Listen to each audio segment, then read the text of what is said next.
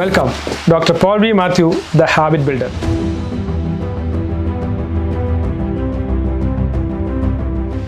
ഇന്ന് റിലേഷൻഷിപ്സിനെ കുറിച്ചാണ് സംസാരിക്കാൻ ആഗ്രഹിക്കുന്നത്.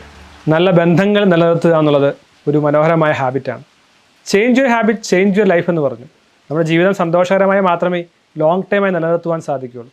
പല കുടുംബ ബന്ധങ്ങളും തകരാറുണ്ട്, പല സൗഹൃദങ്ങളും ഇല്ലാതെയാകാറുണ്ട്. എന്നാൽ കുടുംബ ബന്ധത്തിലും ഫാമിലി ലൈഫിലും സൗഹൃദ വലയത്തിലും അത് നിലനിർത്തണമെങ്കിൽ ആത്മാർത്ഥമായ ശ്രമം ആവശ്യമാണ്. അതിനായിട്ടുള്ള 5 ടിപ്പുകളാണ് ഇന്ന് പറയുവാനായിട്ട് ആഗ്രഹിക്കുന്നത്. വിവിധങ്ങളായ ഗവേഷകർ നടത്തിയ പഠനത്തിലൂടെ കണ്ടെത്തിയ ഈ 5 ടിപ്പുകൾ നമ്മുടെ വ്യക്തിപരമായ ജീവിതത്തിലും ഫാമിലി ലൈഫിലും ഫ്രണ്ട് സർക്കിളിലും ഉപകരിക്കുമെന്നുള്ളത് തീർച്ചയാണ്. എങ്ങനെയാണ് നമുക്ക് നമ്മുടെ ബന്ധങ്ങൾ നിലനിർത്തുവാൻ സാധിക്കുക, എങ്ങനെയാണ് നമ്മുടെ സ്നേഹബന്ധങ്ങൾ ഊഷ്മളമായി നിലനിർത്തുവാൻ സാധിക്കുക, അതിന് 5 ട്രിക്കുകളാണ്, 5 വേസ് ആണ് എന്ന് പറയുവാൻ ആഗ്രഹിക്കുന്നത്. ഒന്നാമത്തെ കാര്യമാണ് സർവീസ്. നമുക്ക് എങ്ങനെയെല്ലാം ഒരാളെ സഹായിക്കുവാൻ സാധിക്കും. പല ആളുകളുമുണ്ട്, ഇത്തിൽ കണ്ണി പോലെയാണ്. ഒരു സുഹൃത്തുണ്ടെങ്കിൽ ആ സുഹൃത്തിനെ എങ്ങനെയാണ് മാക്സിമം യൂട്ടിലൈസ് ചെയ്യുന്നത്, കടം മേടിക്കുക, സമയം അപഹരിക്കുക, അവരുടെ വ്യക്തിപരമായ കാര്യങ്ങളിൽ ഇടപെടുക, അങ്ങനെയുള്ള ആളുകളെക്കാൾ അപ്പുറമായിട്ട് എങ്ങനെ മറ്റേയാളെ സഹായിക്കുവാൻ സാധിക്കും. ജോലിയിലാകാം, അല്ലെങ്കിൽ പേഴ്സണൽ ലൈഫിലാകാം, എങ്ങനെയെല്ലാം സഹായിക്കാൻ സാധിക്കുമോ, സപ്പോർട്ട് ചെയ്യാൻ സാധിക്കുമോ, അപ്രകാരം സപ്പോർട്ട് ചെയ്യുന്ന ആളുകളെയാണ് മറ്റുള്ളവർ ഇഷ്ടപ്പെടുന്നത്. വെറുതെ സമയം കളയുന്ന, വെറുതെ കുറ്റം പറയുന്ന ഒരാളായി കൂടെ നിന്നാൽ ആരും ഇഷ്ടപ്പെടുകയില്ല.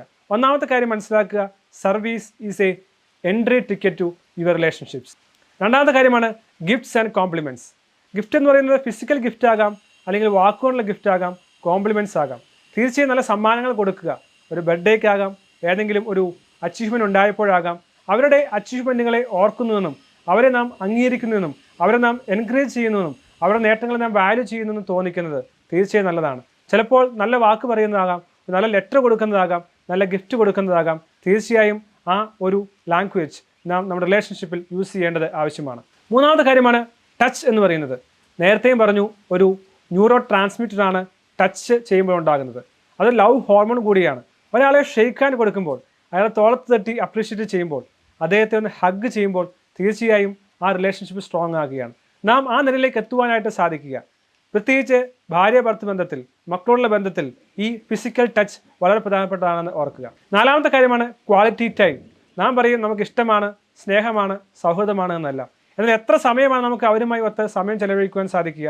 ഏറ്റവും ക്വാളിറ്റിയായി, ഏറ്റവും സ്നേഹപൂർവ്വം, ഊഷ്മളമായി നമ്മുടെ സമയം അവർക്ക് വേണ്ടി മാറ്റിവെക്കാൻ കഴിയുമ്പോൾ തീർച്ചയായും അവർ നമ്മെ വാല്യൂ ചെയ്യുകയും റെസ്പെക്ട് ചെയ്യുകയും നമ്മളെ അവരുടെ സ്നേഹ സൗഹൃദത്തിൽ കൂട്ടാക്കുകയും ചെയ്യും. അഞ്ചാമത്തെ കാര്യമാണ് അഫർമേഷൻസ്. ഈ കാര്യം പലപ്പോഴും നാം മറന്നു പോകാനുള്ള കാര്യമാണ്. നമുക്ക് ഉള്ളത്തിൽ സ്നേഹമുണ്ടാകും, ഇഷ്ടമുണ്ടാകും, കെയർ ഉണ്ടാകും, ലവ് ഉണ്ടാകും, പക്ഷേ പറയുവാനായി മടിക്കും. ചിലപ്പോൾ ഒന്ന് പറയും. പ്രത്യേകിച്ച് വിവാഹബന്ധത്തിലൊക്കെ സംഭവിക്കുന്ന കാര്യമാണ്. കല്യാണത്തിൻ്റെ ആദ്യ നാളുകളിൽ കാമുകനും കാമുകിയുമായിരിക്കുമ്പോൾ സ്നേഹത്തെക്കുറിച്ച് വാതോരെ സംസാരിക്കും. പക്ഷേ കല്യാണം കഴിഞ്ഞു, കുട്ടികളായി, പിന്നെ സ്നേഹത്തെക്കുറിച്ച് പറയുന്നില്ല, ഐ ലവ് യു പറയുന്നില്ല, സ്നേഹം പറയുന്നില്ല. പക്ഷേ ഇത് വീണ്ടും വീണ്ടും പറയേണ്ടതാണ്. ഇന്ന് പറയുന്നതിന് നാളെ പറയുന്നതും, നാളെ പറയുന്നത് നാളെ കഴിഞ്ഞ് പറയുന്നതും ഒക്കെ സെയിം ആയിരിക്കും പറയുന്നത്. പക്ഷേ ഇത് അഫേം ചെയ്യുക എന്നുള്ളത് തീർച്ചയായും ആവശ്യമാണ്. ഈ പുസ്തകത്തിൻ്റെ ഹെഡിങ് എന്ന് പറയുന്നത് 5 ലവ് ലാംഗ്വേജസ് എന്നതാണ്. സ്നേഹത്തിൻ്റെ ഭാഷ. സ്നേഹമുണ്ടെങ്കിൽ മാത്രമേ സൗഹൃദങ്ങൾ ഉടലെടുക്കുകയുള്ളൂ. സ്നേഹം എന്ന് പറയുന്നത് ആത്മാർത്ഥത ഉണ്ടാകുന്നതാണ്. സ്നേഹം എന്ന് പറയുന്നത് ഉള്ളിൽ നിന്ന് വരുന്നതാണ്. ഈ ഭാഷകൾ നമ്മുടെ വ്യക്തി ജീവിതത്തിലും ഫാമിലി ലൈഫിലും ഭാര്യ ഭർത്തൃ ബന്ധത്തിലും എല്ലാം ഉപയോഗിക്കുന്നുവെങ്കിൽ തീർച്ചയായും സമാധാനകരമായ, സന്തോഷകരമായ ജീവിതം സാധ്യമാണ്. അതിന് സാധിക്കട്ടെ. It is doctor Paul B Mathew, the habit builder, signing of.